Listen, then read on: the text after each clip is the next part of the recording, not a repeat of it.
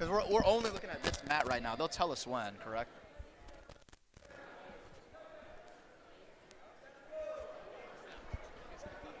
Hello, hello, hello. Hello. Do we sound good? Are we Hello? on air? Can we hear me? Hey, good afternoon, Raiders. All right. So we are broadcasting the Walton Wrestling Invitational, specifically the finals.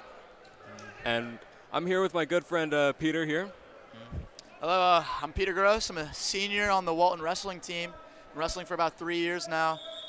And looking forward to some good wrestling today. Some good matches, good scrambles, good throws, all that good stuff. All that jazz. All right. So tell me a little more about how Walton Wrestling has really been doing this season. Well, this season, honestly, I think was probably one of our best lineups in the last maybe 3-4 years. I mean, our middleweights are really strong. And here we have, sponsoring this broadcast, Rohang La, your best friend in your darkest hour. And we also have the Dial Family Foundation. We really just appreciate all of our great sponsors, helping us out do this broadcast. It's a lot of fun. We get to have a lot of fun doing it, especially Morning Dew Landscapes, another great one. You ever use Morning Dew Landscapes, Peter? Unfortunately not, but after seeing this ad, I may have to. Oh, yeah. Their business is going to go hot off the press. It's great. Anyways, we are looking at we're just looking at the mats right now. Not a whole lot going on, but you said this season's been one of the greatest for Walton Wrestling. Yeah, I mean, looking at the past couple of weeks, I mean, last Wednesday we had our first duel against Cherokee. And Marietta, an absolute blowout on both ends. Completely destroyed both teams by about 50 points. In wrestling terms, that's a pretty big gap. Most of the time, you'll have 13 matches in a typical duel, and the score will go up either 3 points, 6 points, so 50 points. You almost won every single match. Pretty good win for Walton there. All right, that sounds pretty good. Now, I'm not quite a wrestling aficionado here. So you might have to help me out with some of these terms, but looks like we have someone coming up to the mat. Yeah, this will be our first bout, the 106 for first place, 106 weight class. All right. Oh my gosh, look at that.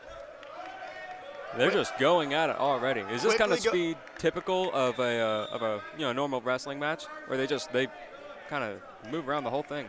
Yeah, usually, I mean, if you look at the lighter weights, Riley, the lighter weights are usually a lot faster. As you work your way up the weight classes, the bigger guys are going to be a lot slower. But yeah, at this 106 weight class, the first weight class of the day, they're going to be moving around. It's going to be really fast, really hard to follow. Oh, yeah. I know our cameraman down there is going to have a fun time moving around, trying to catch this. Now, what teams are competing right now? It looks like Red's already up by 3, and then about a minute, 15 seconds left of the first period. I think the one team in green, I believe that's Kennesaw Mountain. The team in blue, I believe.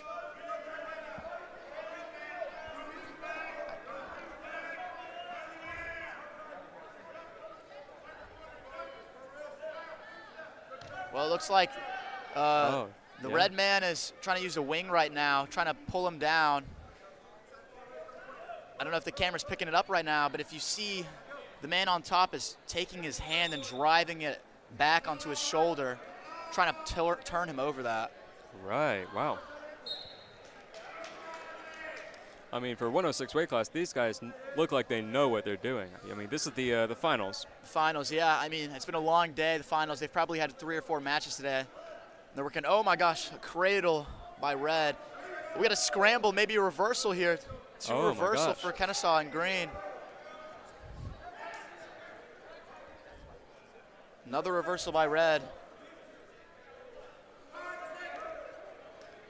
Looks like green is just not having a great time. Red's having a heyday over here, end of the first period.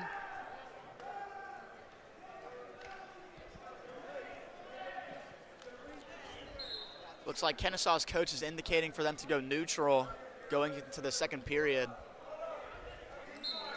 All right, they're going at each other. Oh, they're already in. And you mentioned the coaches.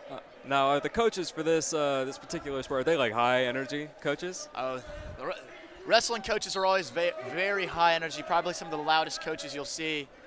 I mean, we're in this massive gym, but I'm hearing them all the way down there. So. Oh, yeah. It looks like he's trying to pull his shoe off or something right there. Yeah, Riley, see, in scrambles like this, if you're the guy on the bottom, sometimes it's beneficial to grab that ankle and lift it up. Looks like he loses the ankle, though. Not in a good position for green. That is not looking good. He looks like he's on his side right now. Yeah, definitely you don't want to be on your side. I don't know a whole lot about wrestling, but I know you don't want to be on your side because that's easy to get on the back. Yeah, when people start falling to their hips, that's when they can get turned and get their back exposed. Now, basic rules for wrestling, right? If you get your back pinned to the mat, you will lose instantly. So as the bottom man, your goal is to stay on your stomach, build up your base, and stand up. Oh, yeah. And actually mentioning that, it might be a little late, but this is the initial wrestling broadcast of Walton Sports Media. Can you just tell us a little, give a little introduction to wrestling to some of the people at home who don't usually watch this? Yeah, so wrestling, it's a great sport, a lot of effort. I mean, for instance, there's weight classes, right? So you'll have all the way from 106, really, really light weight, all the way up to 280 pounds. Wow. And usually there's about 14 weight classes in between that. And pretty much your goal is to take the other guy, pin him on the ground, put his back to the mat, and then you'll have the ref call it. Now, there's other aspects of the sport like takedowns, which is when you're both standing up, you're going to try to grab the guy's legs, lift them up, and pull him down to the mat. Or you got back points, such as right now. Looks like he's exposing his back. See if the ref will call a pin here. Short time. No, he called it. That's end of the second period. We got 11-0 in favor of red. Looks like a total domination by red right now. Very, very big gap. Oh, yeah. But back to the question of wrestling. What is wrestling? Typically, a wrestling match is 6 minutes long with 3 2-minute periods. At the start of the match, usually they're going to be standing up in neutral position. And then the second period, at the start of that, the ref will flip a coin. And then that gives the other wrestler the decision. The wrestler then can decide if he wants to go neutral, bottom, or top. And sometimes it can be beneficial to go bottom? Yeah. Well, typically that is what you want to do, go bottom, because then you stand up, get the one escape point. Typically it's easier to stand up than hold somebody down. All right. And if there's a tie by the end of the game, does that mean the Undertaker or the Rock comes in and settles the whole thing? Not that kind of wrestling, Riley, but all right. Do like the enthusiasm. Typically, if the match is tied, there will be an overtime, a blood round. Whoever scores the first point wins. Blood round, all right. Looks like we got, they're going at it. They're just moving around each other, just kind of dancing around. We got Cherokee in the red versus North Paulding in green. Got about a minute left. There's no points. And they're just going at it. Wow. And what weight class would this be? I believe this is the 120 weight class. Yeah, typically when you have a really, really two high-level wrestlers, there's not going to be a lot of takedowns off the rip. They're going to be clubbing each other, bashing each other, trying to get hand control to set up for those shots on the leg. It's right there, beautiful. Wow, that's a shot look at that. Straight to the legs. Let's see if he can finish it here.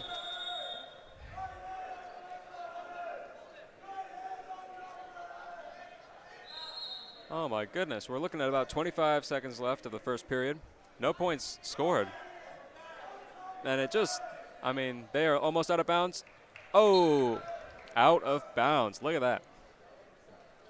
Now, Riley, I'm gonna give you some wrestling knowledge, a little term we like to use. It's called a scramble. Scramble, all right. Scramble. Whenever wrestlers, they start rolling around and they're in those fast, quick-paced, small, closed areas, trying to look for little grips here and there, that's called a scramble. And it's just a really intense hard part of the sport. So we're going to see a lot of those today probably in the first place bouts. Oh, yeah.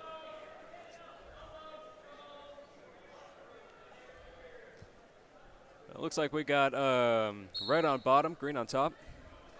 Now, you did mention sometimes it is beneficial to be on bottom. Exactly my point right look there. At that. Look at that. Yeah, you were right. Oh, wow. They're both getting reversals right now. That's called a switch. A switch. All right. That guy's just got him by the back.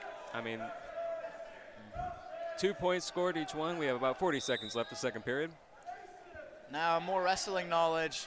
Typically, when you're the top man, your goal is to establish some form of wrist control, hand control. You can see North Paulding in the blue singlet. They're trying to grab Cherokee's wrists, pull it in tight across their body, because if you don't have that limb to post on, that's going to allow them to turn their body and expose their shoulders to the mat. Oh, yeah, and I can only imagine that is not a good day. Oh. Now you can see North Paulding here is using their legs really heavily, using his legs to entangle the Cherokee. Can't build his base up if he doesn't have his legs. Oh, yeah, and that is the end of second period. All right. 2-on-2. Looks to be even. And for a change, green is going on bottom with red on top. It's a good choice by green. If they're able to get up here and get that 1 point escape, they'll be winning. With about 50 seconds left on the third period, it has just been a struggle.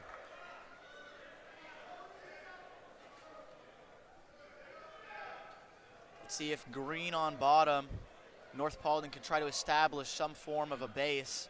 Now, when you're on bottom, Riley, your goal isn't to be flat out on your stomach. Your goal is to be on your knees like North Paulding right now. They're building up their base to be able to stand up. And the top man's goal is to try to get them flattened on their belly. Makes it easier to turn. Yeah. But, I mean, when you're flat on your stomach, sometimes it can be just real struggle to get up again. Yeah. When you're flat on your stomach, you have so much weight on your back, and you don't really have any limbs to help you up. But if you're in your base, you have a strong base, and your knees are under you, that'll allow you to stand up and get an escape. All right. We're looking at about 5 seconds left of period 3, 2-on-2. Gone back to the center after getting out of bounds. Red goes on top, and we're just seeing some scrambles up in here.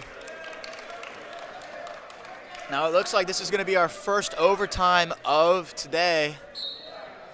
Yeah, look at that. 1 minute. You called it a blood round. Yeah. Very menacing.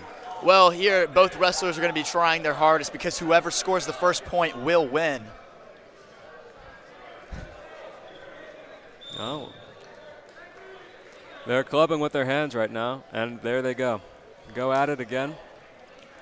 Now Cherokee's trying to get to that leg so he can circle behind him and get that takedown, but North Paulding is using what's called a sprawl, which is they're going to move their legs back as far as they can and put heavy pressure on that head so they can escape and push themselves back, get themselves out of danger.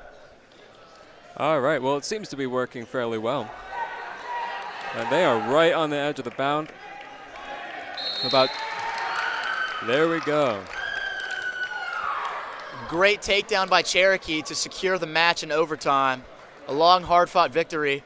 A close score of, I believe it was 4-2. But hey, great wrestling by both parties. That was a real heck of a thing to watch. Now, Riley, you said you're new to wrestling. What do you think of the sport so far? I mean, seeing all these throws, the clubbing of each other, punching, the grabbing, the scratching. What do you think?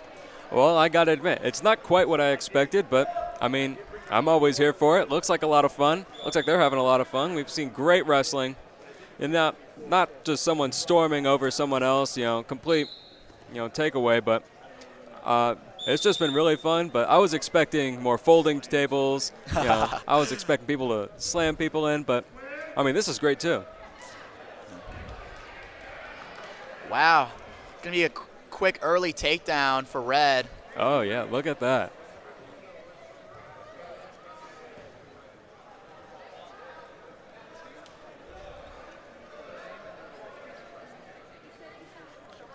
Oh, Stack is going to expose the back of Green. Stepping over with that wing. Oh, yeah. There you go, a quick pin and a quick win by Red. Oh, yeah, he's really stringing the Christmas lights with that one.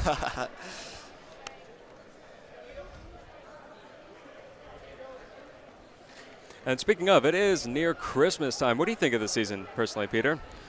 I mean, Christmas, time of joy, time of happiness. Oh, yeah. Now, one of the downsides to Christmas for the wrestlers, the food. Now, wrestlers, they have to usually have strict diets. So one of the hardest parts about being a wrestler is when Christmas time comes around, you have all this amazing food. You can barely eat any of it. Yeah, I mean, me personally, I'm going to Dunkin' Donuts after this. I'm picking up a few donuts, and I guess that won't be the case for these wrestlers here, unfortunately. Salads only. Ah, salads only. All right. Well, it looks like they're just kind of clubbing at each other right here. Nope.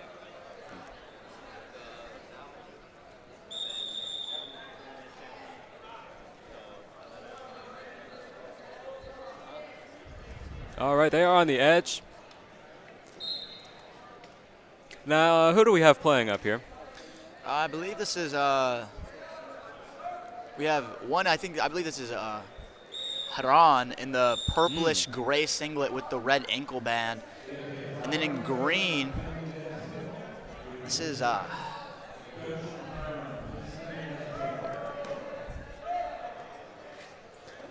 Oh, well, I mean, yeah, there's a lot of schools competing today, so we're going to see lots of different colored one-piece suits. Yeah, it's going to be, a heck of a thing to watch. Well, Green's getting the takedown here, going to get some back look points. At that. Some back points. Green's already up by 3. Look at that. About 45 seconds left on period 1. Let's see if Green can get the pin here. All right.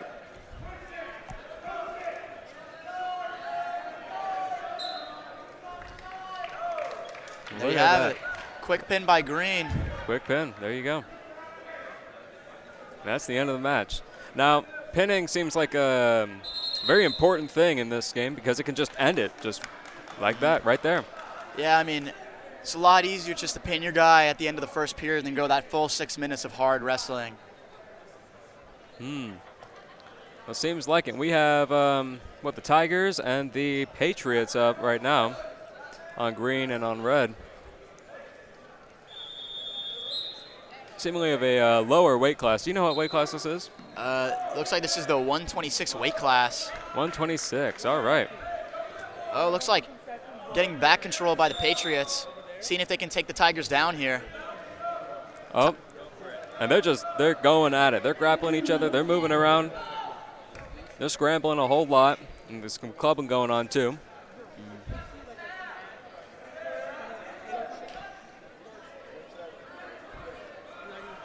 Good fake by the Patriots. Tigers didn't really bite too hard on it. Oh, yeah. Now, as a wrestler. Oh, he's got his leg up in the air. Whoa. Wow, great takedown. Right. Good trip by the Patriots. Now, Riley, that right there was a single leg takedown where he's going to go and grab one leg and lift it up off the ground. All right. Well, let's see more of those. That was fun to watch. Looks like Tigers got the escape there.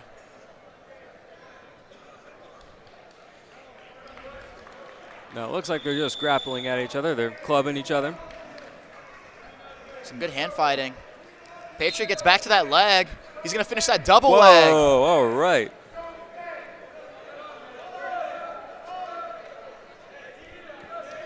And they're rolling around.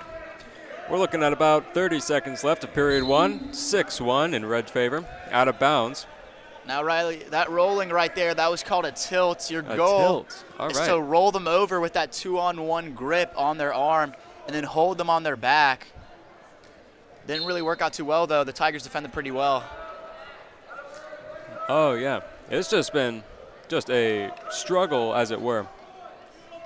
Looks like Tigers been on the defense this entire match. Patriots just taking his time, picking them apart. We got about 10 more seconds of period one. 6-2, Reds favor. And Patriots are really they're taking this one away. And they're going, Looks like the Patriots got Tigers on their back, and you got that's a pin there. pin. Look at that. Great wrestling today. Now, if you were that individual who's wearing the Tigers one piece, what would you have done? Well, I mean, when you get on your back there's only one thing you can really do. It's called a bridge. You're going to do a handstand on your head. Whoa. And try to roll to your side and get off your back. That's typical wrestling defense from that position, but if you have a good wrestler like the Patriots right there, they're going to be able to hold you down. That sounds more like a last resort kind of option there. Yeah, last resort kind of option. If you're bridging, you're probably doing something wrong earlier. Yeah.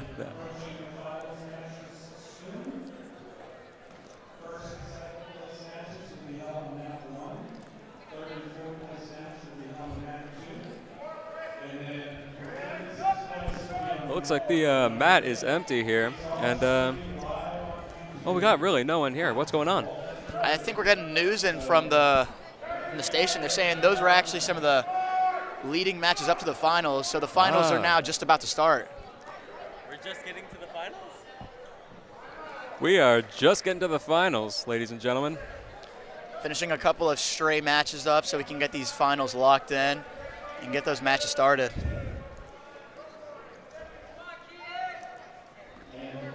While we have the time, I would just like to mention that today is actually the attack on Pearl Harbor, or the memorial of it. And I just wanted to say that our hearts are with the families of those who lost their lives on that attack in Japan, Pearl Harbor, 1941. Do you have anything you'd like to add, Peter? I mean, the way America bounced back from Pearl Harbor, that's the attitude the Raiders need to take today to get some wins. Oh, yeah. You know it.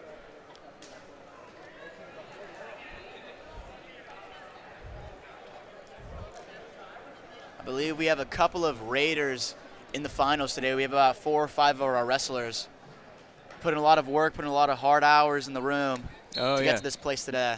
Do you think they're going to take it home today? I mean, the Raiders are such a strong team. I believe full-heartedly every single person in these first-place bouts should come out victorious. Oh, yeah. Now, however, I believe the first place bout for our 106 will be Ethan, our Raider wrestler. Now, he is going up against, I believe, he placed second at state last year. So this is going to be an extremely hard match for Ethan. Oh, yeah, sounds like it. Now, how exactly do these matches work? Because you mentioned there's different weight classes, right? And how does that really interconnect? Is there a medal for each weight class, or do the winners of each weight class go on to fight other weight classes? Well, typically, you really wouldn't want to have the weight classes fighting each other. If you had a 106 fighting a 280-pound man, that probably wouldn't go very well. Oh, yeah, so true. You're going to have a first-place medal for each individual weight class.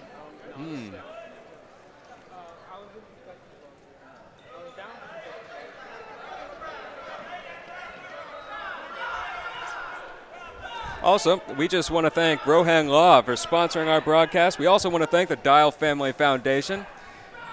Great corporation. They've been supporting Walton Broadcasting through thick and through thin. And also, finally, we want to thank Morning Dew Landscapes. Morning Dew Landscapes. I am a fan of Morning Dew Landscapes. I use their stuff all the time. They are great.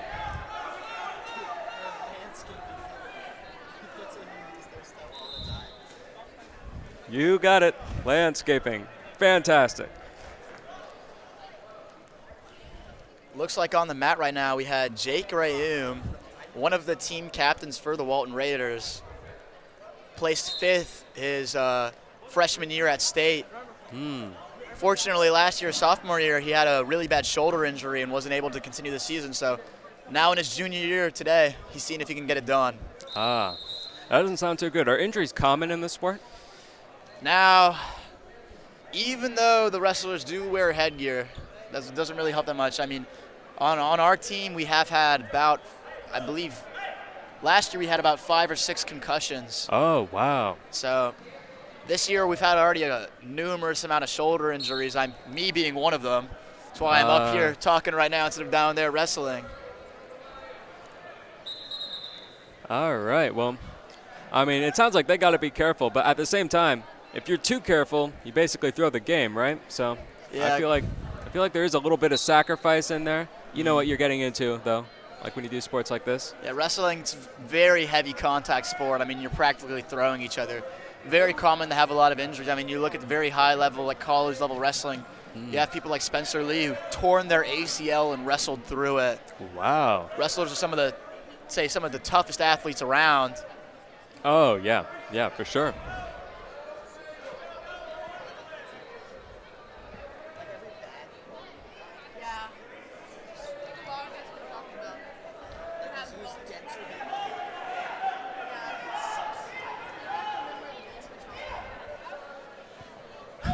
Well, how's your day been today, Peter?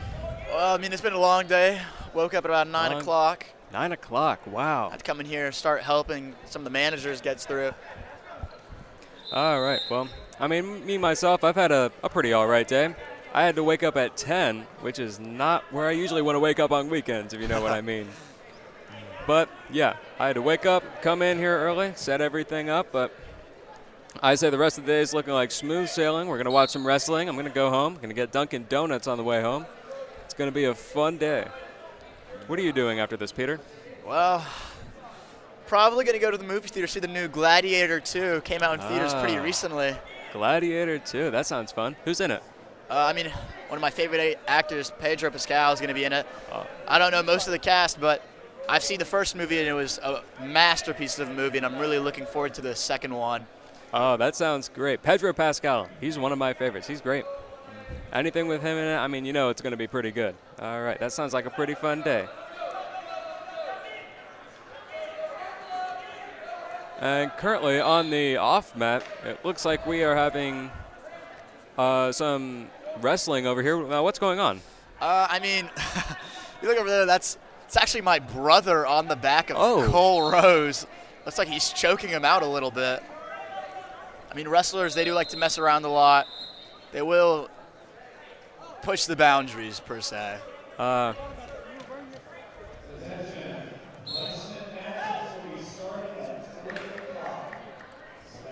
And that's the announcement of concessions opening. Now, me personally, I'm not really one for concessions. But if you could get something at concessions, what would it be? I mean, earlier I went in there and grabbed the Diet Coke. Very nice, very refreshing. Oh, yeah. Personally, I'm waiting until they start selling coffee here because, I mean, wintertime, you want a warm drink. You want a warm drink. That's all I'll say. That's true. Speaking of coffee, have you ever been to Raider Joe's here at Walton? Oh, yeah. Fantastic program. Might as well just start talking about microwave brands. Sorry, no, I just think it's fun. You might as well start talking about microwave brands. Anyways, I recently just got a new microwave, I tell you what. It was a General Dynamics. It was pretty good. What happened was I accidentally put a fork in my other microwave, and, well, it went off from there.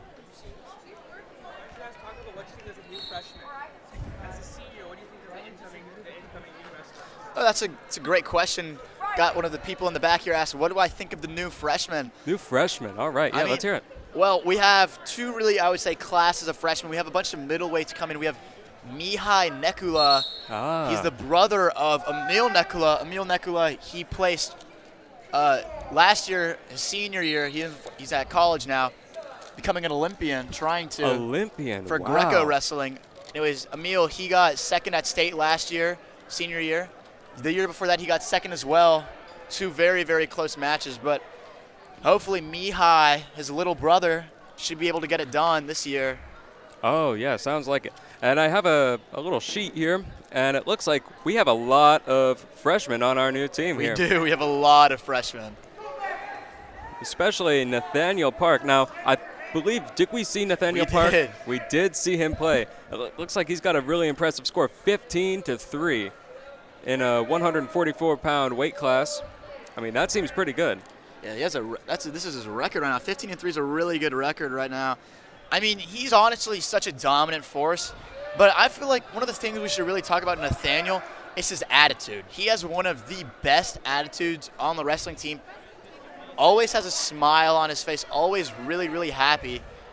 I mean, I don't think there's been a single match where I haven't seen him smiling in the face of the opponent. I mean, with that mentality he has, he can really get anything done. That's why his record's so good. That's why he's such a solid wrestler. Every day he comes in the room, he gets everything done, goes hard at practice, diets well, does everything right, gets work outside of the room and in the room. That's all I have to say. Wow. I mean, that sounds incredible. I feel that if you don't have a good attitude, how are you going to do well at what you're doing, right? It's true. So I feel like having a good attitude, having a positive outlook, especially because we've seen, things can get pretty heated on the mat. So I think having a positive outlook just really improves everything overall. But looking at this list, I noticed that there's only one senior. Now, is this kind of a thing where, they come in and then they leave early for other sports, or? Well, I mean, honestly, I'm going to be honest. We have a really, really young team at Walton. I mean, we had a lot of seniors last year leave for other reasons. Maybe just through getting too many injuries or falling out of love with the sport. But, I mean, right now we have Aiden Cohen as our only senior in this lineup for today. Aiden Cohen, one of my close friends. He's been wrestling since 8th grade. Since 8th grade, wow. He's a really strong wrestler. On the shorter side for his weight class. He's built very well, very strong, very fast, very quick. We're going to see him wrestle later today, so first place bout. I'm looking forward to it. Oh, yeah. Looking forward to it. Now, you mentioned that they fight based off weight class, but, I mean, in some situations, you can have freshmen fighting seniors? Yes. It's a crazy scenario. I mean, yeah, if the weight classes collide, I mean, we've had on the wrestling team, we have something called wrestle-offs, which is usually the Monday before the start of the week. We'll have our people wrestle for their weight classes, right? Because you can only have one person on varsity at that weight class. Ah, all right. So we'll have them have a match in the room, in our practice room, and the winner gets to go wrestle on Saturday on that varsity spot. Ah, wow. All right, that sounds pretty good. But you mentioned that there is a much larger focus on the younger Raiders joining in our wrestling. Do you think this production is going to help increase volunteer within wrestling, as it were? Yeah, I mean, I see that happening. I mean, if there's a lot younger people, they're bringing a lot more people to the sport. Oh, yes, yeah. It's a lot better. I mean, we can look at that stat. I mean, we can start looking at more people. I mean, last year, right, I think we had barely any freshmen, and this year on our varsity lineup alone, we have about 5 or 6. So 5 or 6, wow. Gotta look at the list real quick. We can talk more about these freshmen. Let's go to our lightweights. One of our lightest people, Ethan Taub, our 106 freshman. He's had one hell of a season. I mean, he just started only a couple of months ago. And he loves his hip toss. He'll throw people all the time. We're probably going to see that today and attempt at it at least. Oh, I hope so. That sounds fun. He's probably one of the crazier people on our team. He brings the energy. He yells a lot. Probably says a bunch of random stuff, a lot of unnecessary stuff, but we still love him. Oh, absolutely. And he gets the job done. He gets us our pins at our duels that we really need. At those lighter weight classes, typically you're going to have newer people because you got to think about it. Freshmen are going to be on the smaller side versus seniors who are a lot bigger. So at these lighter weight classes, you're going to have usually more unexperienced people. All right, that sounds great. And it says here his record is 9-4. Now, I mean, there are some bigger records, but that's still a very respectable record right there. It's a very respectable record. I mean, he started, a month ago, and he's wrestling people who've probably been wrestling maybe a year or two already. Oh, yeah. And it's really impressive, honestly. I mean, he has his fundamentals. He has a really strong tactic that he uses, his hip toss, where he'll throw the guy and put his legs over the top ropes in the air onto the mat. Essentially making them do a somersault. Pretty much. You will see it in this first place bout. Oh, yes. And it looks like we have just some general banter on the mat right now. Yeah, you'll love to see it, but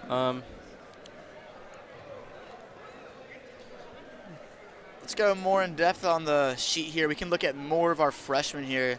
Another one of our freshmen, Nick Kofer, our 120-pounder. he's a little new to the sport. I think I sometimes practice with him in the practice room to make him better. He's probably one of our quickest learners. He's really quick, really fast, even though he's just started. His single leg takedown is pretty well, too. So. Oh, yeah, that sounds fantastic. And it looks like he is, he's 120, and he's a freshman. Mm-hmm. And, I mean, for a freshman, that's pretty good, you know? That's not bad. Especially, you know, if you're just starting out, or if, how long did you say he was playing? Well, Nick Kofer, he's also one of our freshmen who just started. He's just started. He's really new to the sport. He's doing well in our duels. He doesn't really get pinned too often. So pretty much, let's go look back at the sport of wrestling, right? If you're in a team sense, in a dual sense where you'll have one team versus another, if you get pinned, that's 6 points for a team versus if you lose strictly by points, it's 3 or 4 points. And that's a really big deal in the long run in that match. So even though Nick is coming out here having tough matches, he's still fighting off of his back, even though he's put in these uncomfortable scenarios. And that's probably one of the things I can admire most about him as a new starting wrestler. Oh, yeah. Especially wrestlers with, just starting out, like you said, that have a lot of spirit to them and a lot of just positive energy they're bringing in. But what I want to know is, does that fade sometimes as you go along? Yeah, I mean, I'd say some of the weaker-minded individuals, sometimes they will start to fade with that mentality. Sometimes they will get upset. I mean, it's a really long season. Usually it's about 6 months. You'll start in usually June or July. Summer season, you'll get to be in the room practicing. You go all the way to February. It's a very long, strict season. I mean, you're putting in a lot of work. I mean, it's very easy for guys to get demoralized, but that's why we as wrestlers have to give each other positive energy, hype each other up, and do well in these matches. I mean, we're kind of a family, so we need to work well, work hard, and give each other positive call-outs, positive shouts, that kind of vibe, you know? Oh, yeah, especially. But I imagine the ones with a lot more spirit and just a lot more positive energy they bring in, I mean, they tend to do a lot better. So, you know, it's good to be good-spirited, good to be a good sportsman, of course. We have a lot of people watching today. That's pretty cool. Do we usually have this kind of high spectator turnout? Yeah, I mean, usually you look at these tournaments, a lot of the times you're going to have a lot of parents come in, support their children. I mean, wrestling parents are probably some of the craziest people I know, as well as the coaches. I mean, you'll hear parents screaming from the stands at their child. And the energy's just great. You got to love it. Oh, yeah. I admit, I go to a lot of football games, and I do broadcasts there, and I mean, even when you have the band and the cheerleaders, sometimes, these parents start to scare me. There's a lot of high energy in here, and it's just something I love to see.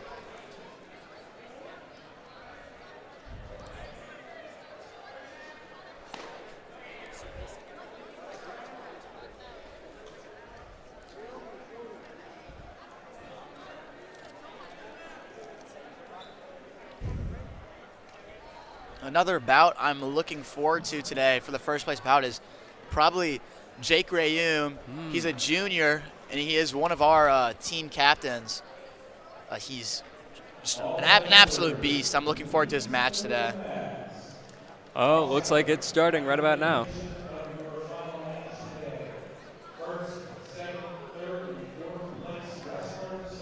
And now there was a lot that people at home and especially us have missed because we were only broadcasting the finals. But you said you've been here since 9 a.m. Mm-hmm. Can you tell us how really it's gone? I mean, the Walton Raiders have been doing pretty good today. I mean, we're getting solid matches, and I mean, unfortunately, we're not going to win them all. But the matches that we should win, we usually do win, and that's why we have these people in first today. Now, even though we are only broadcasting the first place bouts, I know we do have a lot of people who are wrestling for third place, such as Andrew Lynch. I mean, he had a really tough match against one of his opponents, got caught unlucky, lost by a couple points. But he is coming for third place, and he should probably do really well in that match. I mean, I think we have a couple of other people who are going for third place as well. So even though they're not being broadcasted today, we still have a lot of talent that's not being shown. Ah, yes. And just curious, what are the rewards if you actually win one of these gold medals? Or is it actually a gold medal? I mean, yeah. Well,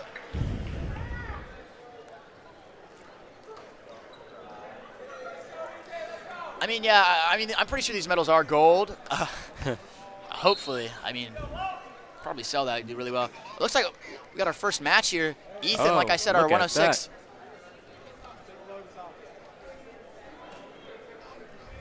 Looks like Ethan's going for a really low stance here. He has a quick sprawl. Let's see if he can get behind here.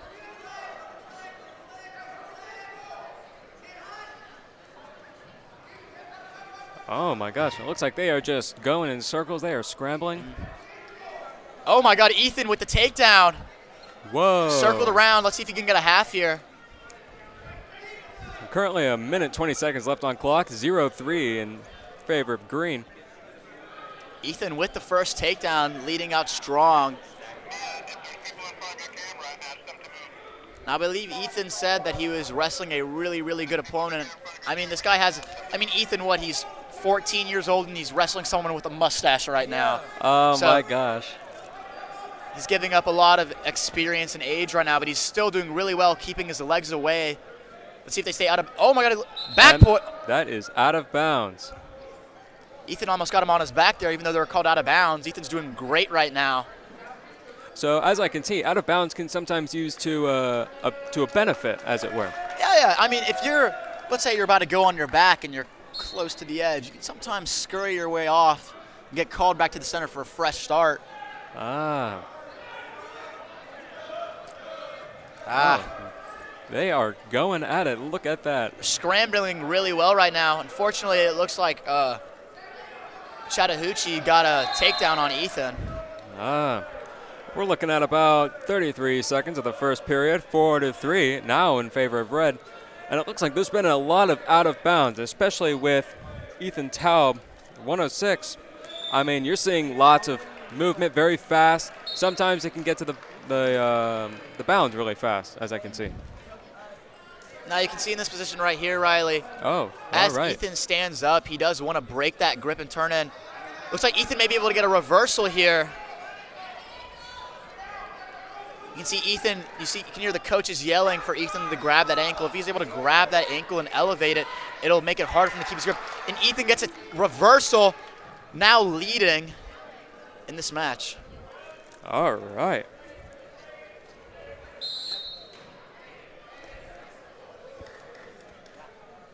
We are currently looking at the beginning of period 2, 2 minutes on the clock, 4-5, now in favor of green. It looks like it's fluctuating back and forth against, Walton and the other team. What's the other team? I believe that is Chattooga. Chattooga. I mean, all right. I just want to take this moment here to say how proud I am of Ethan just starting wrestling against this guy who's probably a senior or junior by the looks of that mustache. And look at that beautiful sprawl. Let's see if he can get behind here. Now, sprawl is kind of, in a way, like the downward dog yoga position, where you're going to, push your hips down into them so you can break that grip when they grab your legs. Looks like Ethan's going to cut him again and let him stand up. They're going to go back to neutral.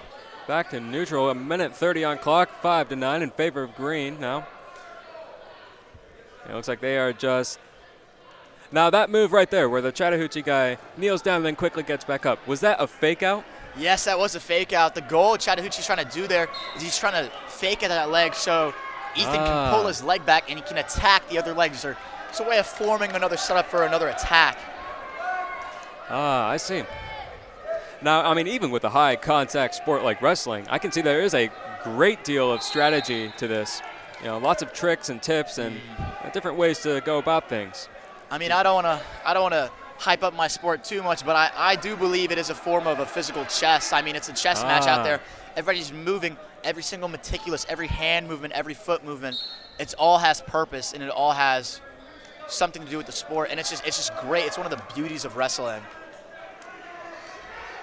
Oh, it looks like Ethan is he's going at it. Look at that.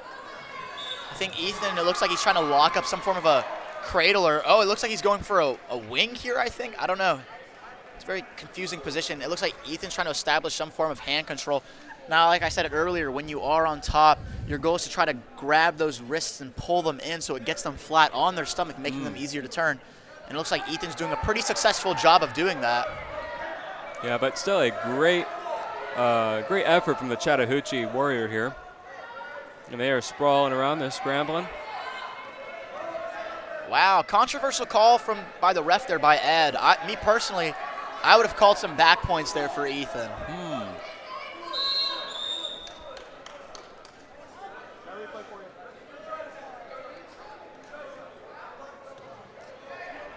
All right, and they are returning to neutral.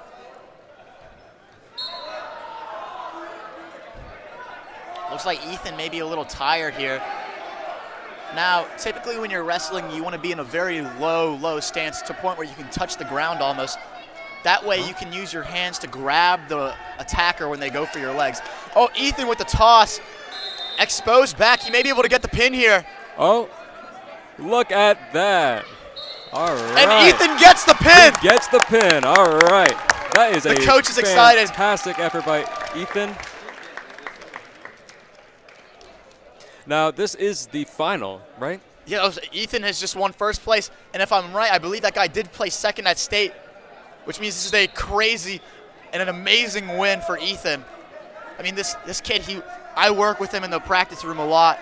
He's one of my drilling partners, and I try to push him a lot. And I'm just so proud of him right now. An amazing win. You can see some of my teammates holding him up right now, lifting him up, and they're cheering. That is fantastic, especially for a freshman against someone, I mean, obviously a little older. With a mustache. Yeah, with a mustache. Looks like we're on now it looks like we got the 113 weight class. Looks like another person from Chattahoochee. And it looks like, I believe it's Hiram. Oh, look at that. He's rolling around, lots of scrambles. It looks like he is approaching being on his back, so he wants to really be careful with that. But we're looking at about no points either side, about 1:30 left of the first period. Looks like the guy from Chattahoochee is looking to hit a banana split. Oh, yeah. One of the most embarrassing moves in wrestling. Unfortunately, he doesn't get it, and Paran does get the takedown here. I mean, earlier in the match, he used a fireman carry a dump. In the sense, you're going under and grabbing that leg and lifting him and tossing him over your head there. And it worked pretty well for him. Oh, yeah. Looks like it. And it's funny that you mentioned toss because I've been waiting to see some more of those all day. I just cannot wait for someone to just toss someone over the head. We get beautifully cinematic takedown, especially because we have 3 different camera angles. We also have photographers on here. I didn't know we had 3 camera angles. It's really cool. Oh, yeah. It's fantastic.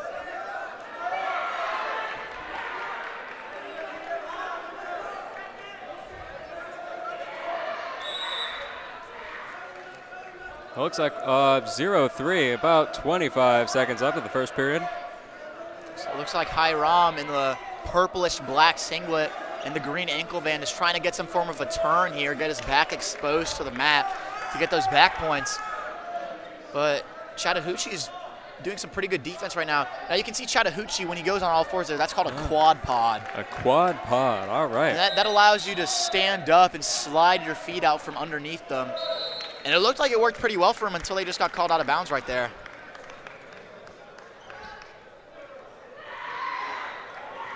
It looks like we are moving on to period 2, 0-3 in favor of green.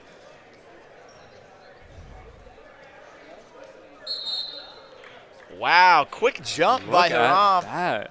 He's trying to have a quick little match here. He's jumping straight for the legs. A ruthless wrestler. I saw this kid earlier today. He looked really good, really fast. And one thing I've noticed is that the referee is always very close to the actual sprawl. Now, how involved is the ref actually in like everything that's going on? Because I see a lot of these calls are very quick, are very decisive. So how does that usually play out? And that's a great thing to point out, Riley. I mean, the refs they really have a hard job. I mean, this is a really, really hard sport to ref. As you said, it is fast-paced. Yeah. There's a lot of stuff happening. And so the ref does have to get close up there to look for pins or possible points. And the rule set is really, really complicated. So having a good ref is really important. Oh, and another call. We are currently looking at about 70 seconds left on the clock, period 2. 0-3 in favor of green.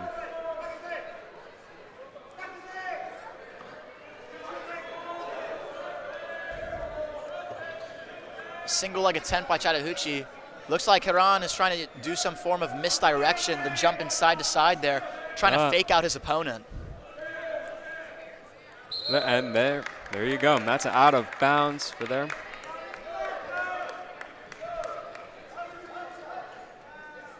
Chattahoochee has to be a little careful here. If they keep getting out of bounds like that, they may get called for stalling. Is stalling a very common thing that happens? It sounds like it doesn't happen a whole lot. I mean, it does sometimes. It's kind of like a 50-50 sort of thing. It happens sometimes. Depends on the ref, honestly, because it's the ref's call, right? So if you have different refs, some refs will be calling it more often versus less often. And, I mean, if you have an inactive wrestler, I mean, obviously you're going to be called stalling. If you get called for stalling twice in a row, that's a point for the other guy.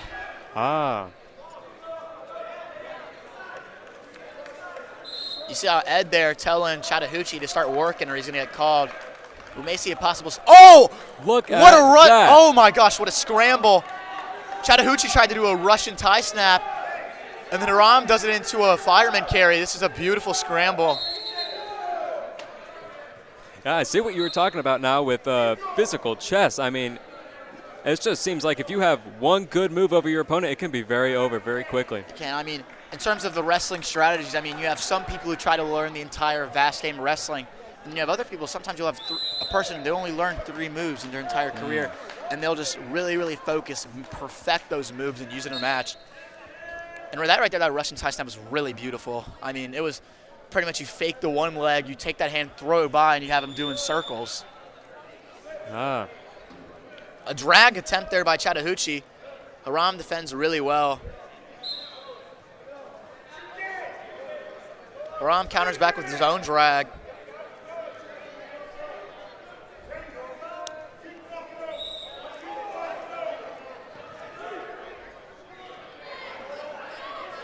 It looks like they are fighting on the bounds there. A weird scramble here. Looks like Chattahoochee may get the takedown here. Oh, looks like it.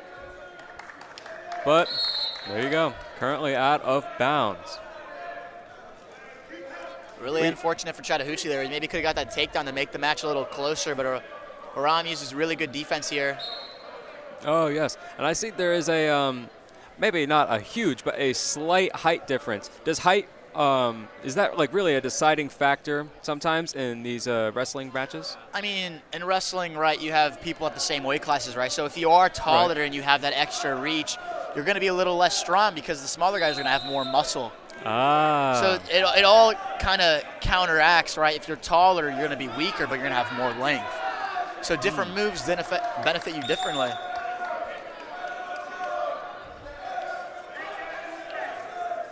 If you see Hiram here is going to do what's called a crossface. He's going to take his wrist and drive it across Chattahoochee's face, hoping to break that grip. And it looks like he maybe will get it. Maybe get it the takedown here. A really strong crossface here. He's prying on that face, trying to get him to let go of his leg so he can circle behind and get a takedown. Oh, yeah, and he's getting back points already. 10 seconds left of period 2, looks like. And, well, I mean, 0-7 in favor of green. It's just been really a runaway match, and he's got a quick reversal there at the end. Look at that. Wow, Chattahoochee with a really good play there. He did a little bit of a reversal, switched the position on top and bottom, got 2 points for that. And then he gets another 3 points when he got some points there, but unfortunately it was not enough to beat Hiram. All right.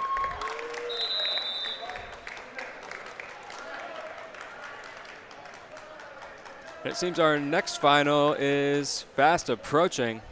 Now we have Chattahoochee and who's green? I believe that's Mountain View. Mountain View and Chattahoochee. All right. They look a little heavier, a little higher on the weight class. Oh, they are just going at it. Look at that. Now you can see Chattahoochee's using their legs here. He's going to try to elevate Mountain View's legs and lift them up, make it uncomfortable and hard. I mean, if you don't have your legs on bottom, you can't build your base back up and stand up and get that escape point. Very true, very true. Looks like Chattahoochee's just got him in a lock right now. You can see Chattahoochee here He's going to take Mountain View's wrist and put it behind his back. But Mountain View's able to get it out.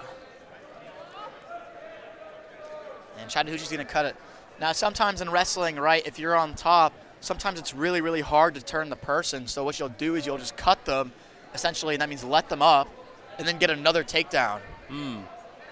See if Chattahoochee can get that extra takedown that he was looking for when he cut him. Oh, yeah. They're clubbing right now, and we got about 1 minute left on the clock. 3-1 in favor of red, Chattahoochee. And we got a Viper. And look at that, a Viper, you said. That was a very impressive move, and it looks like Chattahoochee almost got in his back there, but he's standing up tall now.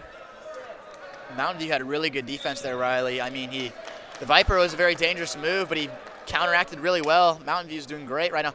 And he goes for the throw, but a roll through by Mountain View. We're in a scramble. Oh, my goodness. And they are currently struggling. We have about half a minute left on the clock. 6-1 in favor of red, which is Chattahoochee.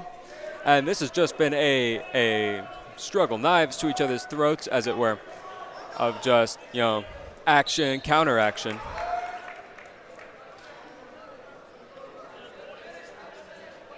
We are now approaching 5 seconds left. Still 6-1. Looks like Chattahoochee's going to try to hook that near ankle to defend himself. And there we go. That's the end of period 1. Now, period 2.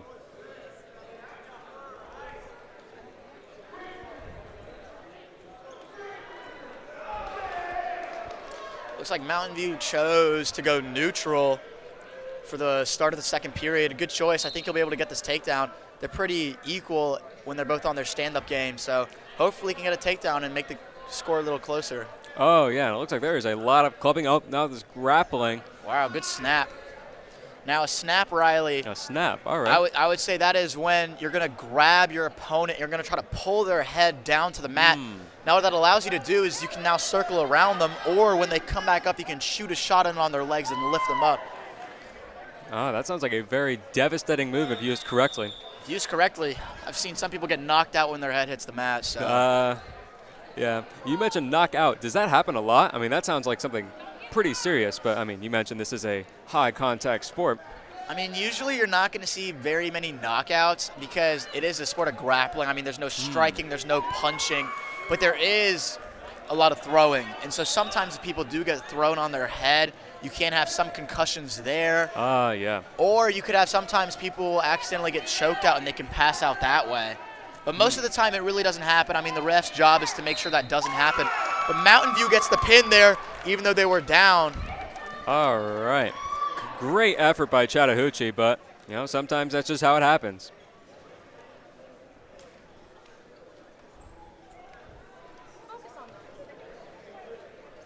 Next up, 126 Southern, for Paulding and Jim from Penguin. And I would just like to take this time to thank one of the leadership positions in wrestling, Sarah. I actually don't know her last name, but Sarah is in broadcasting, and she graciously helped me by providing the website where I can get multiple facts about the wrestlers and the matchmaking, and I just really want to thank her for her efforts. Do you know her? Yeah, I mean, Sarah is one of my close friends. I mean, she's the one of my best friend's girlfriends. I mean, she helps a lot on the wrestling team as one of the managers. I mean, she's going to take scores. She's going to film matches, provide other utilities as well to the team if we need cords, power extensions, that sort of thing. All right. Now it looks like we've got, is that one team, but we have two members fighting each other? I mean, it looks like it, but I believe that's actually North Paulding and Cambridge. They just have almost identical singlets. Looks like they got it from the same store or provider. Well, that's going to make things slightly harder to track, although they are still wearing the ankle bands, red or green. But it looks like we are now 1.5 minutes out from the end of the first period. 0-3 in favor of green, which is one of the white ones. Cambridge, there you go. And it looks like the band has fallen off, and that's, I see, Yeah, they called the game for that. Is that something that happens a lot? I mean, yeah, sometimes the bands will come off when you're diving for each other's ankles. I mean, when they do stop getting in that contact and they get a little bit of open space, the ref will sometimes call it so they can go grab and put their bands back on. All right. Well, it looks like they are going at it. They are just grappling each other. Looks like the guy from North Paulding tried to go for a hip toss there. It looks like he's still trying to go for it. He may be able to get it. Cameron's had way better defense there. He gets behind that arm and takes his back and pulls him down to the mat for the takedown. Oh, yeah. We are about 35 seconds out from the end of first period. 2-7. 2-7 in favor of green. And it's just been a real struggle here, especially by the dual white one pieces. Wow. It looks like they What a scramble there. They are just scrambling over each other. Takes him out of bounds there. So is that two guys from the same squad? No, I believe that's North Paulding and Cambridge. Oh, okay. But you can see how it could be confusing. Yeah, we brought it up there. I mean, it's really confusing, but they do have their ankle bands on to identify. North Paulding in the red band, Cambridge in the green band. We are about 5 seconds out from the end of. We are about 5 seconds, 3 seconds actually, out from the end of period 1, and that's actually the end. 4-7. 4-7. An advantage for green.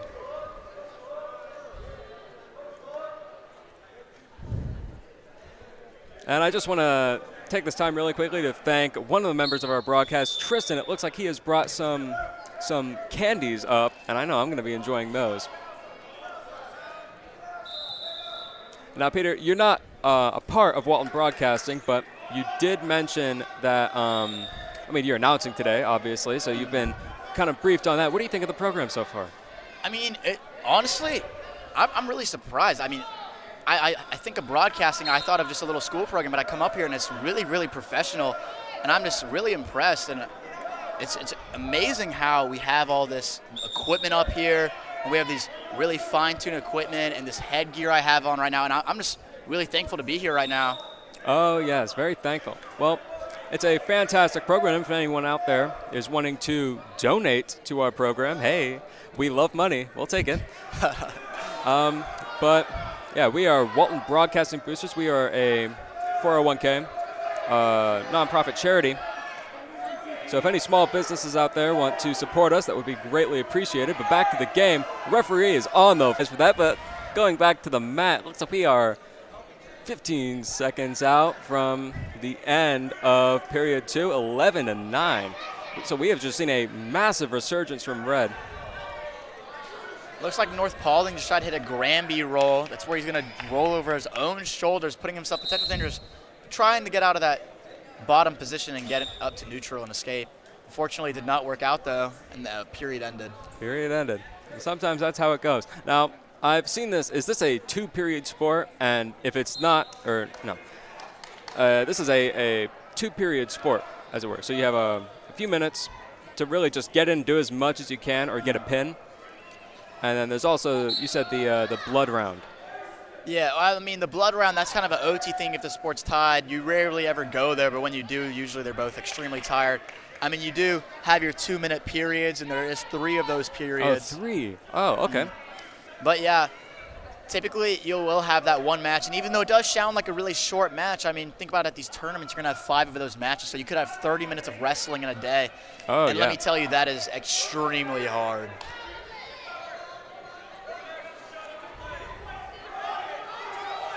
Looks like they are just at each other's throats right now. Currently, we have about 1 minute 20 seconds left on the clock. 11-10 in favor of red, and we got a pin.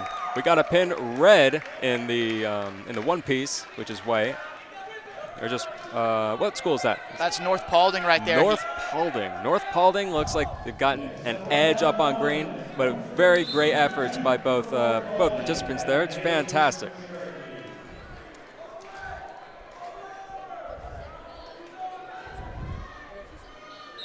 Now right here we have North Paulding versus Cherokee at the 132 bout. Now I believe this guy on North Paulding is ranked 11th in the state right now. 11th in the state, wow.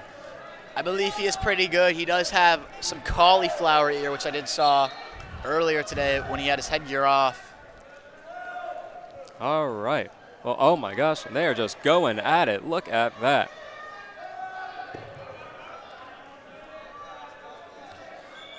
North Paulding trying to use that drag, gosh. throws arm bite, and he goes to Whoa. the Viper.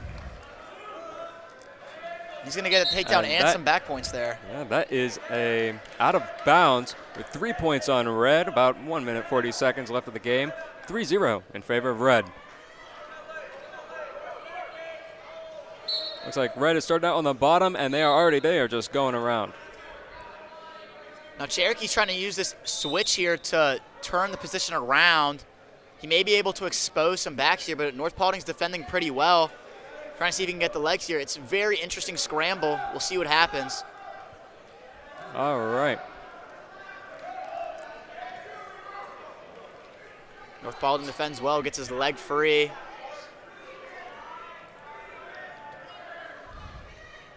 Looks like he may get a Peterson here. It's an interesting scramble.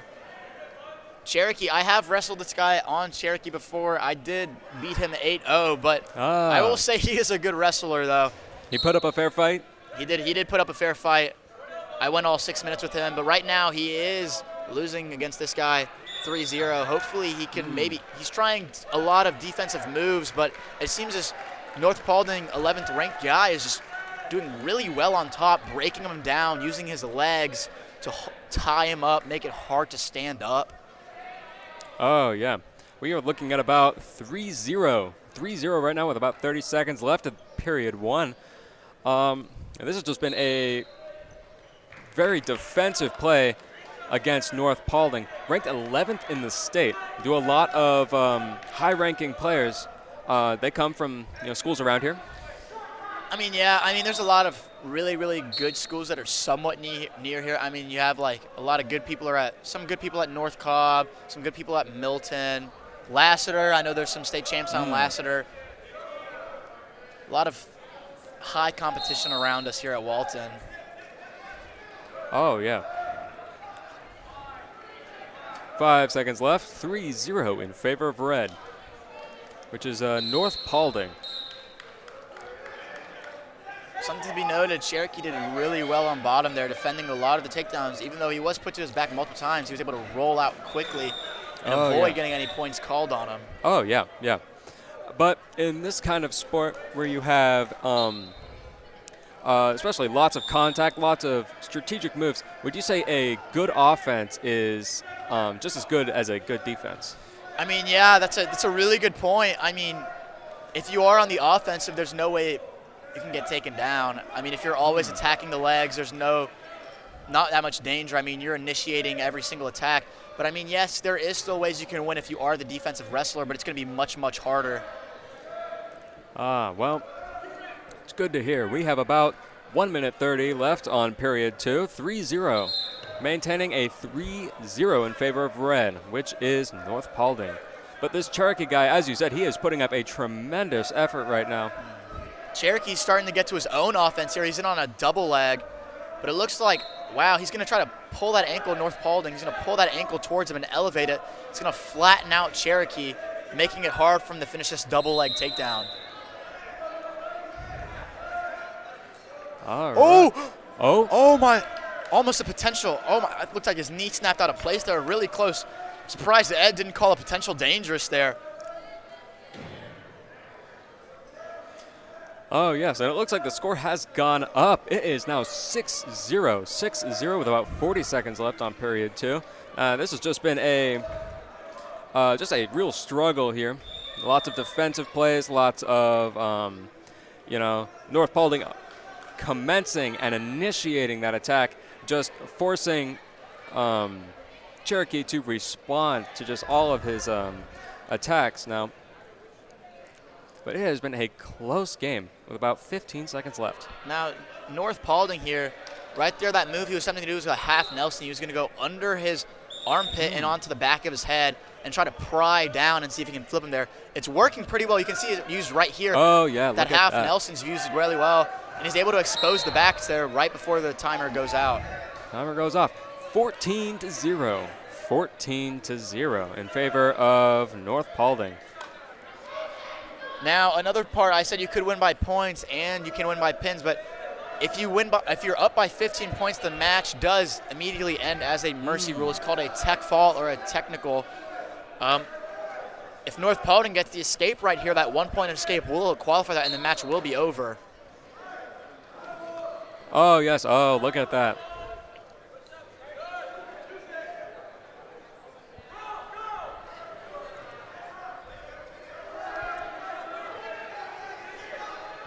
Looks like they are just scrambling around. That looks... And North Paulding hits a Peterson for the reversal, and it looks like that'll end the match. 16-0. And you said that was a technical fault if you're up by 15 points. So North Paulding is going to take the win here. But very great effort by both parties here. Looks like we have another one of our Walton Raiders, Aiden Cohn, as I was saying, the one senior, coming up at that 138 weight class. 138 weight class. Oh, yes, a senior. All right. Now, he looks ready. He looks ready for this. Now, it says here his record is 10-4. Now, that's a very respectable record here. And hopefully he'll beat it this round. Aiden Cohn with the quick takedown. 10 seconds in and he's already on his back. Oh, wow. He's already up by 3 points. Oh, they're scrambling around. He does cut him, though. They're back to their feet. And he goes for the leg. Looks like Aiden's going to be able to get another takedown here. But it looks like he's elevating that ankle, though. Let's see if there's a potential dangerous call or if Aiden can get out of this scramble and get his points. Ed. Oh, my gosh. Aiden almost lost his knee there. And look at that. Already, not even 40 seconds in the game. 1:22 left on the clock. 6-1. 6-1 in favor of our Walton Raiders. Now, Riley, a little bit about wrestling right there in that position. Oh, yeah? A lot of times when people are trying to defend, they'll attack ankles like that and bend the knee, and compromise that knee, making them let go. But it is dangerous, though, because it can allow for potential knee injuries, right? You have some tears and stuff like that.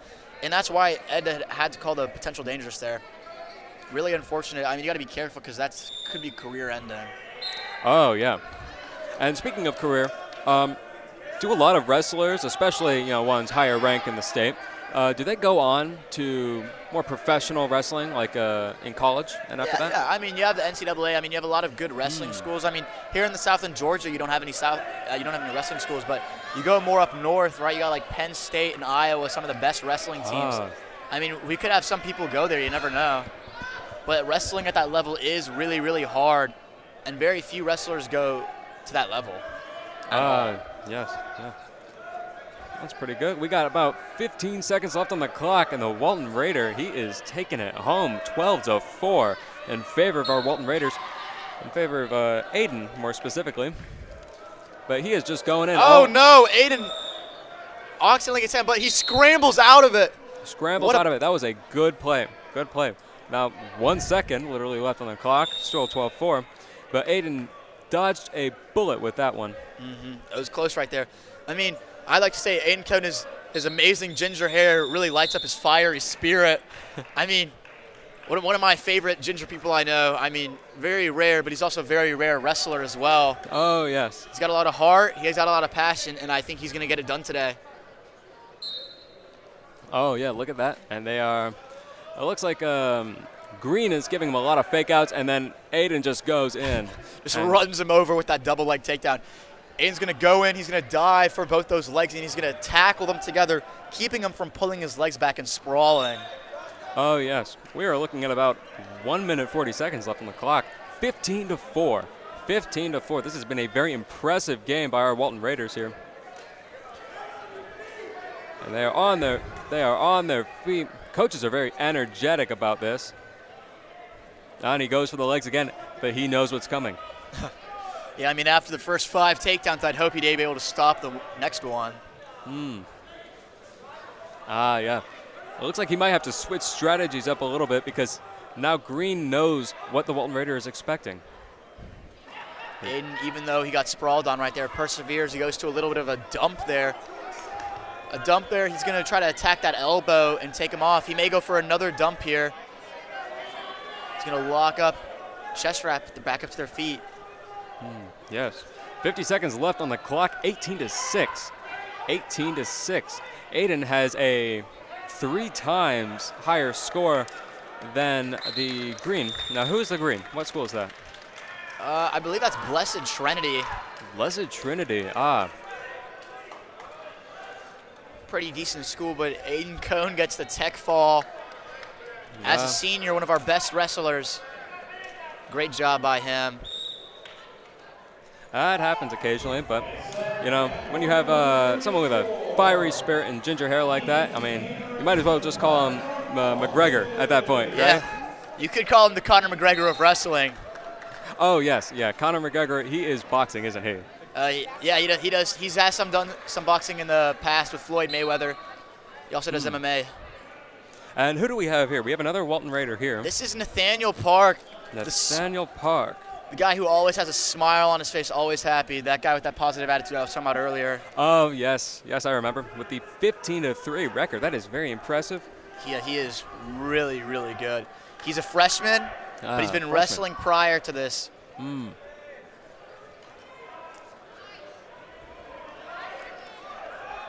You know, it looks like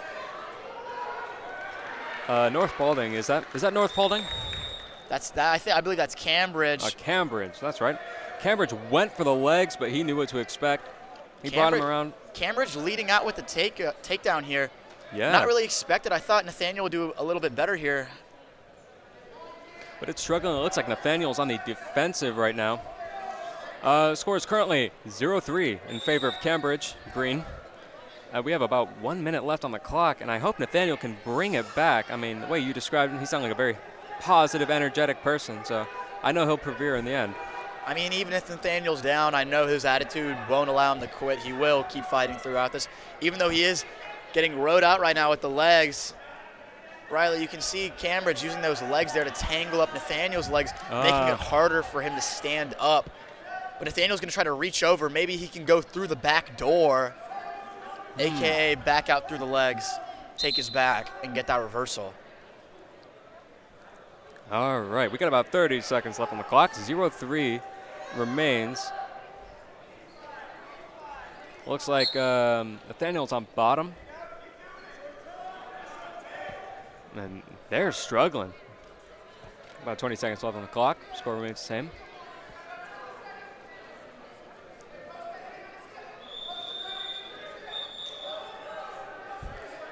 Ooh, it looks like he's going to have a wing here. Oh. He's going to use that wing, and he's trying to drag Nathaniel over it. Maybe look for a stack here, pull him up over his head, and lift his bottom into the air, but Nathaniel defends well. We've reached the end of period 1, 0-3 in favor of Cambridge. And I see a lot of people here, a lot of people especially rooting. I see some of my teachers, in fact. I see Coach Gordon. He's real fun. Love Coach Gordon. We call him AG around here. AG. That's fun. AG he brings the energy as one of our coaches. He's one of our louder coaches. He brings the energy. He makes it very hype, and he gets stuff done. Oh, yes. We see here they are fighting now straight to the boundary. About 1 minute, 30 seconds. 0-6 now in favor of Cambridge. Nathaniel, you described him. He's very good, but it seems Cambridge is just kind of running away with this. I mean, I didn't really expect this, Riley. I mean, honestly, Nathaniel's a fantastic wrestler. And I don't know who this Cambridge guy is, but he's giving him a run for his money right now. Oh, yes. Oh, yes.